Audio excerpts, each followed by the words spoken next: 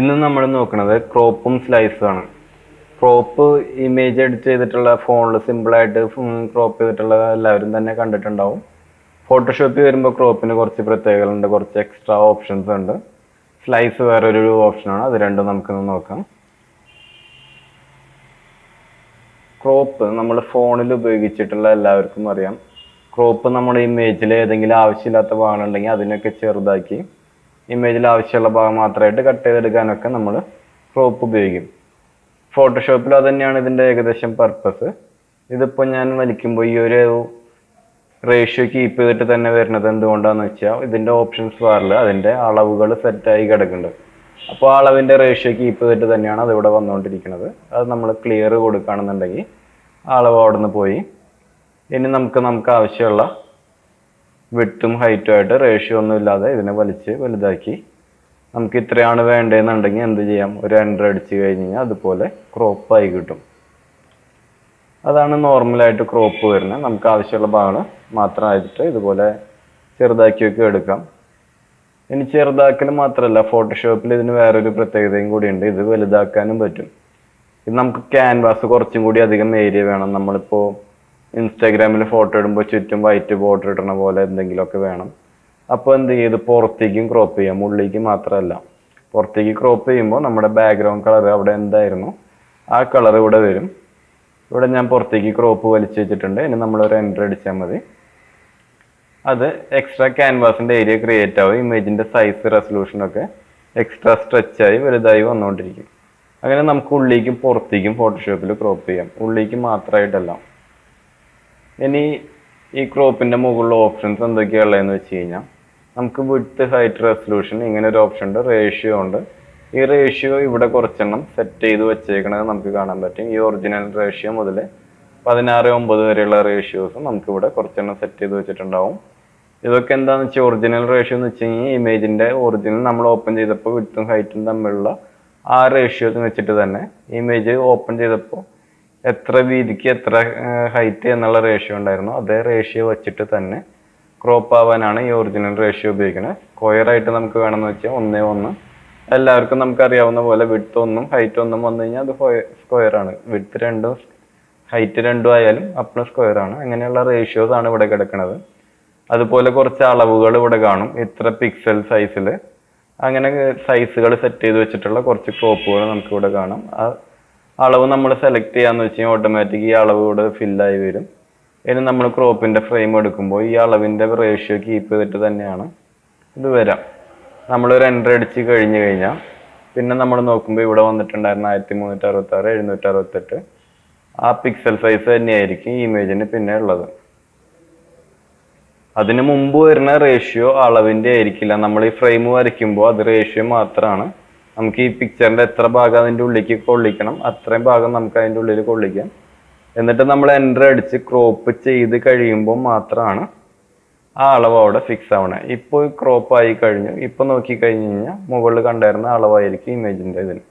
ഇവിടെ സെൻറ്റിമീറ്റർ ആണ്. നമുക്കത് പിക്സൽസും കാര്യങ്ങളൊക്കെ മാറ്റി നോക്കാം. നമുക്ക് അറിയാവുന്ന യൂണിറ്റുകളിലേക്ക് ചേഞ്ച് ചെയ്ത് നമുക്കത് ചെക്ക് ചെയ്യാം. അങ്ങനെ കുറച്ച് അളവുകൾ അവിടെ ഉണ്ടാവും. അവിടെയുള്ള അളവുകൾ മാത്രമല്ല, നമുക്ക് ഇഷ്ടമുള്ള അളവ് നമുക്ക് ആവശ്യമുള്ള അളവ് നമുക്ക് ഇതിന് കൊടുക്കാൻ പറ്റും. ഇപ്പം നമുക്കൊരു പാസ്പോർട്ട് സൈസ് ഫോട്ടോ വേണം. അതിൻ്റെ അളവ് 3.5 സെൻറ്റിമീറ്റർ ആണ്. അല്ലെങ്കിൽ എന്താണ് നിങ്ങൾ പാസ്പോർട്ട് സൈസ് ഫോട്ടോ 3.2 ആണോ ഏതാണോ ഉപയോഗിക്കണമെന്ന് വെച്ച് കഴിഞ്ഞാൽ അത് കൊടുക്കുക. സെൻറ്റിമീറ്റർ എന്നുള്ളത് കൃത്യമായിട്ട് ടൈപ്പ് ചെയ്ത് കൊടുക്കണം. ഇല്ലെങ്കിൽ ഇപ്പുറത്ത് ഈ വന്ന പോലെ ഇവിടെ പിക്സലായിട്ട് വരും. നമുക്ക് വേണ്ടത് പിക്സലല്ല, സെൻറ്റിമീറ്റർ തന്നെയാണ്, cm. അത് മറക്കാണ്ട് കൊടുക്കുക. ഇവിടെ ഞാൻ 4.5 cm കൊടുത്തു.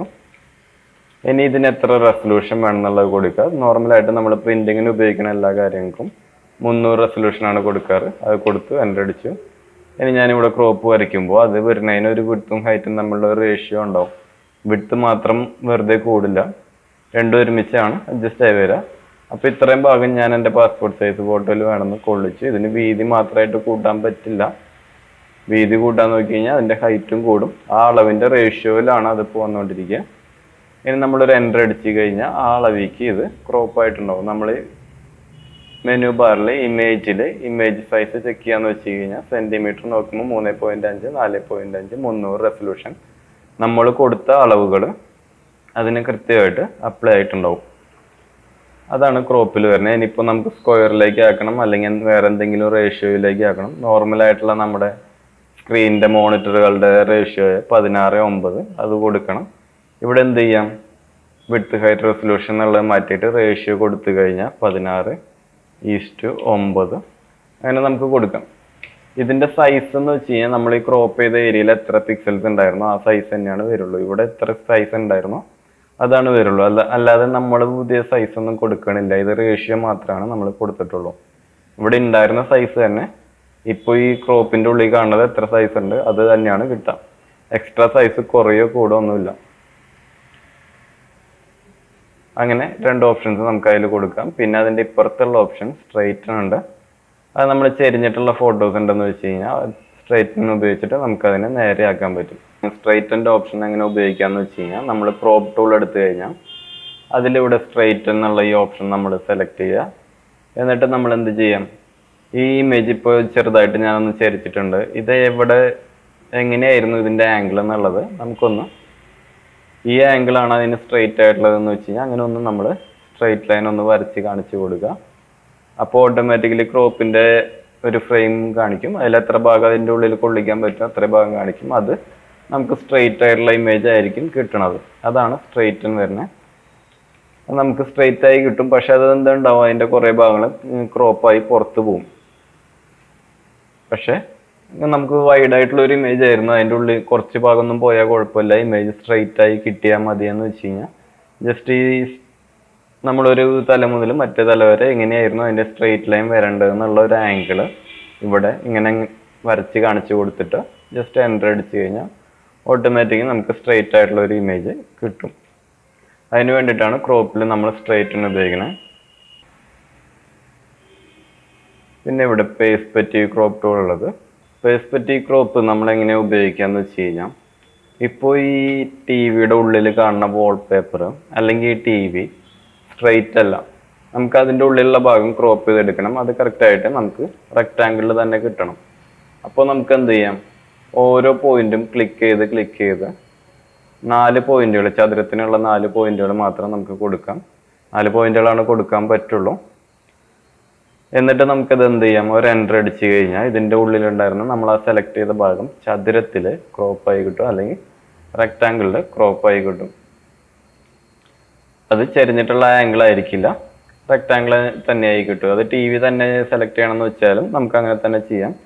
എപ്പോഴും ഇതുപോലെ 4 പോയിന്റ് ക്ലിക്ക് ചെയ്ത് തന്നെ കൊടുക്കണം എന്നില്ല. നമുക്കൊരു റെക്റ്റാങ്കിൾ വരച്ചിട്ട് ഈ ആംഗിളിനനുസരിച്ചിട്ട് 4 പോയിന്റുകളും ഇതുപോലെ അഡ്ജസ്റ്റ് ചെയ്ത് വെച്ച് ക്രോപ്പ് ചെയ്താലും മതി. അങ്ങനെയും കൊടുക്കാം. അതാണ് പേഴ്സ്പെക്റ്റീവ് ക്രോപ്പ് വരുന്നത്. ചെരിഞ്ഞിട്ടുള്ള ഇമേജുകളിൽ നിന്ന് സ്ട്രെയിറ്റ് ആയിട്ടുള്ള റെക്റ്റാങ്കിൾസ് ക്രോപ്പ് ചെയ്തെടുക്കാനായിട്ട് നമുക്ക് പേഴ്സ്പെക്റ്റീവ് ക്രോപ്പ് ഉപയോഗിക്കാം. ക്രോപ്പിൽ അടുത്ത ഓപ്ഷൻ നമുക്കിവിടെയുള്ള ക്രോപ്പിൻ്റെ ഗ്രിഡുകൾ ചേഞ്ച് ചെയ്യാം.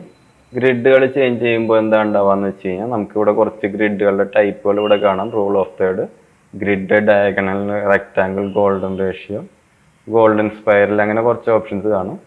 ഇത് നമ്മൾ ഈ ഇമേജ് സ്ട്രെയിറ്റ് ആയിട്ടുള്ളതും അല്ലാത്തതും അങ്ങനെയുള്ള കാര്യങ്ങളൊക്കെ ഈ ഗ്രിഡ് ഉപയോഗിച്ചിട്ട് നമുക്ക് ഏതൊക്കെ ഒബ്ജക്റ്റ് ഏത് പോർഷനിൽ വന്നാൽ നന്നായിരിക്കും അങ്ങനെയുള്ള രീതിക്ക് ഈ ഗ്രിഡുകൾ ഉപയോഗിച്ച് ഇമേജിനെ കുറച്ചും കൂടി അനലൈസ് ചെയ്ത് ക്രോപ്പ് ചെയ്യാൻ വേണ്ടിയിട്ടാണ് നമ്മളിവിടെ ഈ ഓപ്ഷൻ ഉപയോഗിക്കുന്നത്. റൂൾ ഓഫ് തേർഡ്, അങ്ങനെ കുറച്ച് ഓപ്ഷൻസ് അവിടെ കാണാൻ പറ്റും. അതൊക്കെ നോക്കിയിട്ട് സെൻറ്ററിൽ വരേണ്ടത് സെൻറ്ററിൽ തന്നെ, കോർണറിൽ വരേണ്ടത് കോർണറിൽ തന്നെ, അങ്ങനെ നോക്കിയിട്ട് നമുക്കിതിനെ ക്രോപ്പ് ചെയ്യാൻ പറ്റും. പിന്നെ ഒരു ഓപ്ഷൻ ഇവിടെ ഉള്ളത് ഡിലീറ്റ് ക്രോപ്ഡ് പിക്സൽസ് എന്നുള്ള ഒരു ഓപ്ഷൻ ഉണ്ട്. അത് നമ്മൾ അൺടിക്ക് ചെയ്യാന്ന് വെച്ച് കഴിഞ്ഞാൽ, നമ്മളിത് ക്രോപ്പ് ചെയ്താലും ഇതിൻ്റെ പുറത്തുണ്ടായിരുന്ന ഭാഗങ്ങൾ ക്രോപ്പായി പോയിട്ടുണ്ടാവില്ല. നമുക്ക് നീക്കി വയ്ക്കുമ്പോൾ അത് വീണ്ടും വരുന്നത് കാണാൻ പറ്റും. ഇനിയിപ്പോൾ നമ്മളത് അൺടിക്ക് ചെയ്തിട്ടില്ല, അത് ടിക്കായാണ് കിടക്കണേന്ന് വെച്ച് കഴിഞ്ഞാൽ നമ്മളിവിടെ ക്രോപ്പ് ചെയ്തു, അത് പോയിട്ടുണ്ടാവും. നമ്മളിവിടെ നീക്കാൻ നോക്കിയാൽ അതൊന്നും കിട്ടില്ല. ഇനി എങ്ങനെ നീങ്ങി വന്നാലും നമുക്കിവിടെ ബ്ലാങ്ക് ആയിട്ട് തന്നെയാണ് വരുള്ളൂ. അതവിടുന്ന് പെർമനൻ്റ് ആയിട്ട് പോയിട്ടുണ്ടാവും. അങ്ങനെ അത് ഡിലീറ്റ് ആയി പോവാതെ അവിടെ ഉണ്ടായിരുന്ന പിക്സൽസ്, ഇമേജിൻ്റെ ഭാഗങ്ങൾ ഡിലീറ്റ് ആയി പോവാണ്ട് ഹൈഡായി മാത്രം ഇരിക്കാൻ വേണ്ടിയിട്ടാണ് ഡിലീറ്റ് ക്രോപ്ഡ് പിക്സൽസ് എന്നുള്ള ഓപ്ഷൻസ് നമ്മൾ അൺടിക്ക് ചെയ്യണത്. ഓക്കെ, അടുത്തത് നമുക്കുള്ളത് സ്ലൈസ് ടൂളാണ്. സ്ലൈസ് ടൂളിൻ്റെ നമ്മുടെ യൂസ് വരുന്നത് നമ്മുടെ ഡിസ്പ്ലേനെ നമ്മൾ ഡിവൈഡ് ചെയ്യാൻ വേണ്ടിയിട്ടാണ്. ഇവിടെ ഞാനിവിടെ ഒരു A4 ഷീറ്റ് ക്രിയേറ്റ് ചെയ്തിട്ടുണ്ട്. ഇപ്പോൾ ഈ A4 ഷീറ്റിനൊക്കെ നമുക്ക് കുറച്ച് എണ്ണങ്ങളായിട്ട് ഡിവൈഡ് ചെയ്ത് അതിൻ്റെ ഉള്ളിൽ എന്തെങ്കിലും ഒബ്ജക്റ്റ് കൊണ്ട് കറക്റ്റായിട്ട് പ്ലേസ് ചെയ്യണം. അപ്പോൾ നമുക്ക് എന്ത് ചെയ്യാം, സ്ലൈസ് ടൂൾ എടുത്തിട്ട് ഒന്നിൽ നമുക്ക് വെറുതെ ക്ലിക്ക് ചെയ്ത് ഇങ്ങനെ ഡ്രാഗ് ചെയ്യാം. അപ്പോൾ നമുക്കിത് 5 പോർഷൻസ് ആയിട്ട് ഡിവൈഡ് ചെയ്തിട്ടുണ്ട്. സെൻറ്ററിൽ ഒരു റെക്റ്റാങ്കിൾ, മുകളിൽ 2 സൈഡുകളിൽ, താഴെ, അങ്ങനെ 5 റെക്റ്റാങ്കിളായിട്ട് ഡിവൈഡ് ചെയ്തിട്ടുണ്ട്. ഇതിൻ്റെ ഉള്ളിൽ നമ്മൾ ഒരു ഇമേജ് കൊണ്ട് പ്ലേസ് ചെയ്യുകയാണെന്നുണ്ടെങ്കിൽ ഇവിടെ നമ്മളിപ്പോൾ തിരിച്ചു വെച്ചേക്കണ ഈ അളവുകൾ കീപ്പ് ചെയ്തിട്ട് തന്നെ ഈ അളവുകളിൽ തന്നെ 1 ഇഞ്ച് പോലും 1 സെൻറ്റിമീറ്റർ മില്ലിമീറ്റർ പോലും അങ്ങോട്ടും ഇങ്ങോട്ടും മാറാണ്ട് നമുക്ക് ഈ ഇമേജിനെ ഇതിൻ്റെ ഉള്ളിൽ സെറ്റ് ചെയ്ത് യൂസ് ചെയ്യാൻ പറ്റും. അതെങ്ങനെയാണെന്ന് വെച്ച് കഴിഞ്ഞാൽ നമ്മളിവിടെ Ctrl+T അടിച്ച് ചെറുതാക്കും വലുതാക്കും ഒക്കെ ചെയ്യുമ്പോൾ നമുക്കിവിടെ സ്നാപ്പ് എന്ന് പറഞ്ഞിട്ടൊരു ഓപ്ഷൻ ഉണ്ട്. നമ്മളിവിടെ ഓണാക്കി കൊടുക്കേണ്ട ആവശ്യമൊന്നുമില്ല, ഓട്ടോമാറ്റിക്കലി ഓൺ ആയിരിക്കും. നമ്മളിവിടേക്ക് നോക്കി ഈ ലൈനുകളിലേക്ക് എത്തിക്കാൻ നോക്കുമ്പോൾ ഇത് ഓട്ടോമാറ്റിക്കലി ഇതിൽ ചാടി പിടിക്കണ കാണാൻ പറ്റും. ഒരു മാഗ്നറ്റ് പോലെ ഇതിൽ പെട്ടെന്ന് ഒട്ടിപ്പിടിക്കണ പോലെ അറ്റാച്ച് ആവണ കാണാൻ പറ്റും. അങ്ങനെ ആ സ്നാപ്പ് ഉപയോഗിച്ചിട്ട് നമ്മൾ ഈ മാർക്ക് ചെയ്ത അതേ ലൈനുകളിൽ, അതേ പോയിന്റുകളിൽ നമുക്ക് ഈ ഇമേജുകൾ അല്ലെങ്കിൽ നമ്മൾ കൊടുക്കാൻ ഉദ്ദേശിക്കുന്ന ബാക്ക്ഗ്രൗണ്ട് കളേഴ്സ് അല്ലെങ്കിൽ വേറെ എന്തെങ്കിലും ഡിസൈൻസ് പ്ലേസ് ചെയ്യാൻ പറ്റും. അതിന് വേണ്ടിയിട്ട് നമ്മൾ സ്ലൈസ് ഉപയോഗിക്കാം. ഇനിയിപ്പോൾ ഇങ്ങനെ മാത്രമല്ല സ്ലൈസിൻ്റെ ഉപയോഗം വരുന്നത്. നമുക്കിവിടെ കറക്റ്റായിട്ട് ഇത്ര എണ്ണം കൊടുത്തിട്ട് നമുക്ക് സ്ക്രീനെ നമുക്ക് ഡിവൈഡ് ചെയ്യാൻ പറ്റും. റൈറ്റ് ക്ലിക്ക് ചെയ്തിട്ട് ഡിവൈഡ് സ്ലൈസ് കൊടുക്കുക. സ്ലൈസ് ടൂളാണ് എടുത്തതാണ്. സ്ലൈസ് ടൂൾ എടുത്ത് റൈറ്റ് ക്ലിക്ക്, ഡിവൈഡ് സ്ലൈസ്. ഇവിടെ നമ്മൾ ഈ ഓപ്ഷൻസ് ഓൺ ആക്കുക. ഡിവൈഡ് വെർട്ടിക്കലി ഇൻറ്റു എന്നുള്ളതിൽ എത്ര എണ്ണമായിട്ട് ഡിവൈഡ് ആവണം എന്നുള്ളതിൻ്റെ എണ്ണം കൊടുക്കുക. അതുപോലെ തന്നെ ഡിവൈഡ് വെർട്ടിക്കലി ഇൻറ്റു എന്നുള്ളതിൽ എത്രയായിട്ട് ഡിവൈഡ് ആവണം എന്നുള്ള എണ്ണം അവിടെയും കൊടുക്കുക. എന്നിട്ട് നമുക്ക് എന്ത് കൊടുക്കാം, ഓക്കെ കൊടുക്കാം. ഓക്കെ കൊടുത്തു കഴിഞ്ഞാൽ ഈ സ്ക്രീൻ ഇത്രയും കറക്റ്റ് അളവിൽ നമുക്ക് ക്രോപ്പായി കിട്ടി. 20 കഷ്ണങ്ങളുണ്ട്, 20 കറക്റ്റ് ഇതായിട്ട് നമുക്കത് ക്രോപ്പായി കിട്ടി. ഇനി നമ്മളൊരു ഇമേജ് ഇതിൻ്റെ ഉള്ളിൽ കൊണ്ടിട്ടിട്ട് ആ ഇമേജിനെ 20 കോപ്പികൾ നമുക്ക് വെച്ചിട്ട് പ്രിൻ്റ് എടുക്കാം. A4 പ്രിൻ്റ് എടുക്കാം, അല്ലെങ്കിൽ വേറെ എന്തെങ്കിലും ചെയ്യാം. അപ്പോൾ ഒരു പ്രത്യേകത എന്തായിരിക്കും, ഇതിന്നൊരു മില്ലിമീറ്റർ പോലും പേപ്പർ വേസ്റ്റ് ആവില്ല. കറക്റ്റ് അളവിലായിരിക്കും ഇതെല്ലാതും വരുന്നത്. ഈ സ്നാപ്പ് നമ്മൾ ഉപയോഗിക്കാം. നമ്മളിങ്ങനെ നീക്കി കൊണ്ടുപോകുമ്പോൾ ഇവിടെ ഇത് കയറി അറ്റാച്ച് ആവണത്, ഇവിടെ കയറി ഒട്ടി പിടിക്കണ പോലെ മാഗ്നറ്റിൻ്റെ ഫീല് നമുക്ക് കിട്ടും.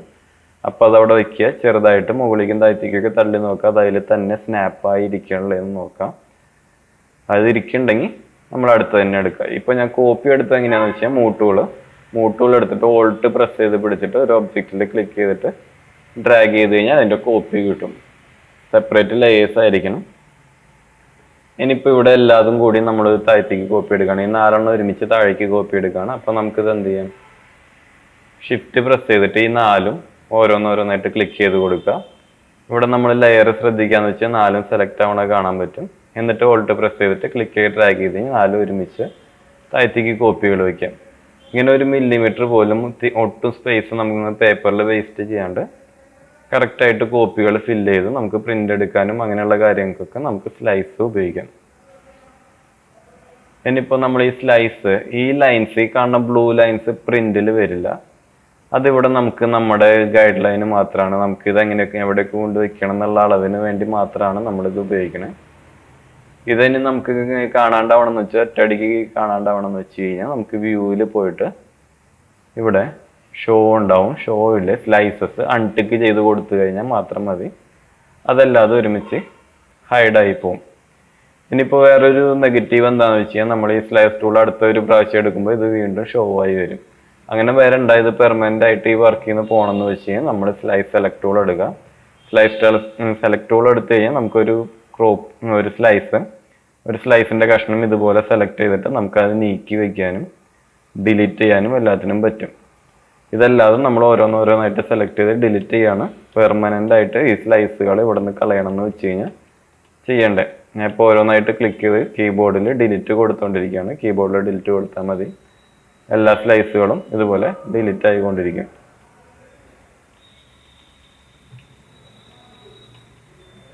ഓക്കെ, എല്ലാ സ്ലൈസും ഡിലീറ്റ് ആയിട്ടുണ്ട്. അങ്ങനെ ഡിലീറ്റ് ചെയ്യാം. എന്നിട്ട് ഇത് നമുക്ക് സേവ് ചെയ്ത് JPG ആയിട്ടോ PDF ആയിട്ടോ ഒക്കെ സേവ് ചെയ്ത് പ്രിൻ്റ് കൊടുക്കാം. അങ്ങനെ നമുക്കിത് യൂസ് ചെയ്യാം. അതല്ലാതെ നമുക്ക് വേറൊരു ഓപ്ഷൻ ഉള്ളത്, നമ്മളിപ്പോൾ ഇൻസ്റ്റാഗ്രാമിൽ ഇതൊക്കെ കാണുന്ന പോലെ ഒരു ഫോട്ടോന് തന്നെ 2 മുതൽ 9 കഷ്ണങ്ങളൊക്കെ ആക്കിയിട്ട് അതിനെ സേവ് ചെയ്ത് നമ്മൾ ഇൻസ്റ്റഗ്രാമിൽ കഷ്ണം കഷ്ണമായിട്ട് ടൈല് പോലെ ഇമേജസ് പോസ്റ്റ് ചെയ്യണത് അപ്ലോഡ് ചെയ്ത് നമ്മുടെ പ്രൊഫൈലിൽ അങ്ങനെ ഫില്ല് ചെയ്ത് വെക്കണ ആ മെത്തേഡ് നമുക്ക് ക്രിയേറ്റ് ചെയ്യണമെന്ന് വെച്ചാലും നമുക്ക് എന്ത് ചെയ്യാം, നമുക്ക് സ്ലൈസ് ടൂൾ ഉപയോഗിക്കാം. അത് സേവ് ചെയ്യുമ്പോൾ ചെറിയൊരു കാര്യം ഓർത്തിരുന്നാൽ മാത്രം മതി, അത് ഓക്കെ ആയിട്ട് കിട്ടും. ഇതെങ്ങനെയാന്ന് വെച്ച് കഴിഞ്ഞാൽ നമ്മൾ സ്ലൈസ് ടൂൾ എടുക്കുക, ഇവിടെ റൈറ്റ് ക്ലിക്ക് ചെയ്തിട്ട് ഡിവൈഡ് സ്ലൈസ് കൊടുക്കുക. എത്രയായിട്ട് ഡിവൈഡ് ചെയ്യണം എന്നുള്ളതിൻ്റെ ഓപ്ഷൻസ് നമ്മളിവിടെ കൊടുക്കുക. ഇപ്പോൾ 3 കൊടുത്തിട്ടുണ്ട്, ഓക്കെ കൊടുക്കുക. ഇനി നമ്മൾ സേവ് ചെയ്യുമ്പോഴാണ് ആ കാര്യം നമ്മൾ ശ്രദ്ധിക്കേണ്ടത്. ഇവിടെ ഫയലിൽ സേവ് ഫോർ വെബ് എന്നുള്ള ഓപ്ഷനാണ് കൊടുക്കേണ്ടത്. 2020 വേർഷൻ ഉപയോഗിക്കുന്നവരാണെന്നുണ്ടെങ്കിൽ സേവ് ഫോർ വെബ് എന്നുള്ള ഓപ്ഷൻ ഇവിടെ ഉണ്ടാവില്ല. അപ്പോൾ നിങ്ങൾ കൊടുക്കേണ്ട അതിൻ്റെ ഷോർട്ട് കീ ആയിരിക്കും ഓൾട്ട്. വേറെ എവിടെയെങ്കിലും അതിൻ്റെ ഓപ്ഷൻ ചിലപ്പോൾ ഇവിടെ എവിടെയെങ്കിലും ഹൈഡ് ആയിരിക്കുന്നുണ്ടാവും, അത് കുഴപ്പമില്ല.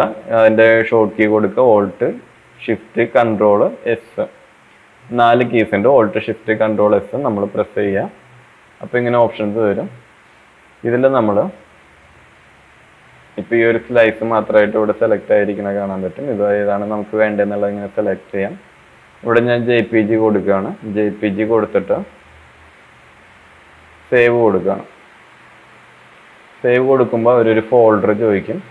ആ ഫോൾഡർ നമ്മൾ എവിടെയാണെന്നുള്ളതെന്ന് വെച്ച് കഴിഞ്ഞാൽ കാണിച്ചു കൊടുക്കുക. നമുക്ക് പുതിയ ഫോൾഡർ ക്രിയേറ്റ് ചെയ്യണമെന്നുണ്ടെങ്കിൽ ക്രിയേറ്റ് ചെയ്യാം. ഇപ്പോൾ ഡെസ്ക്ടോപ്പിൽ സ്ലൈസ് എന്ന് പറഞ്ഞിട്ട് ഒരു ഫോൾഡർ ക്രിയേറ്റ് ചെയ്തു. അത് ഓപ്പൺ കൊടുത്തിട്ട് അതിൻ്റെ ഉള്ളിൽ സേവ് കൊടുത്തു. ഇനി ആ ഫോൾഡർ നമുക്കൊന്ന് കയറി നോക്കാം. ഡെസ്ക്ടോപ്പിൽ സ്ലൈസ്, അതിൻ്റെ ഉള്ളിൽ ഇമേജസ് എന്ന് പറഞ്ഞിട്ട് വേറെ ഒരു ഫോൾഡർ ഓട്ടോമാറ്റിക് ക്രിയേറ്റ് ആയിട്ടുണ്ട്. അത് ഓപ്പൺ ചെയ്യാന്നുണ്ടെങ്കിൽ ഈ ഇമേജ് ഇതുപോലെ 9 കഷ്ണമായിട്ട് ഇമേജ് ഇങ്ങനെ വന്ന് കിടക്കുന്നുണ്ട്. ഇപ്പം ഇങ്ങനെ ഈ ഇമേജിനെ കറക്റ്റായിട്ട് കട്ട് ചെയ്ത് ഡിവൈഡ് ചെയ്യണമെന്ന് വെച്ചാൽ നമുക്ക് ക്രോപ്പ് ഉപയോഗിക്കാം. അത് കറക്റ്റ് ഈക്വൽ ആയിട്ടുള്ള സാധനങ്ങളായിരിക്കും. അതിൽ വേറെ ഗ്യാപ്പോ ഇത് അങ്ങോട്ടും തെന്നിപ്പോയിട്ടോ ഒന്നും ഉണ്ടാവില്ല. നമ്മൾ കറക്റ്റായിട്ട് ഇൻസ്റ്റാഗ്രാമിൻ്റെ പ്രൊഫൈലിലൊക്കെ ഇത് 9 കഷ്ണങ്ങളായിട്ട് ഒറ്റ ഇമേജിനെ കറക്റ്റ് അലൈൻമെൻറ്റിൽ അപ്ലോഡ് ചെയ്യാനായിട്ട് ഈ ഓപ്ഷൻ ഉപയോഗിച്ച് നമുക്ക് ചെയ്യാൻ പറ്റും. അപ്പം അങ്ങനത്തെ കാര്യങ്ങളാണ് നമുക്ക് സ്ലൈസ് ക്രോപ്പ് ടൂളുകളുള്ളത്. ബാക്കിയുള്ള ടൂളുകൾ നമുക്ക് അടുത്ത വീഡിയോസിൽ അടുത്തതായിട്ട് നോക്കാം.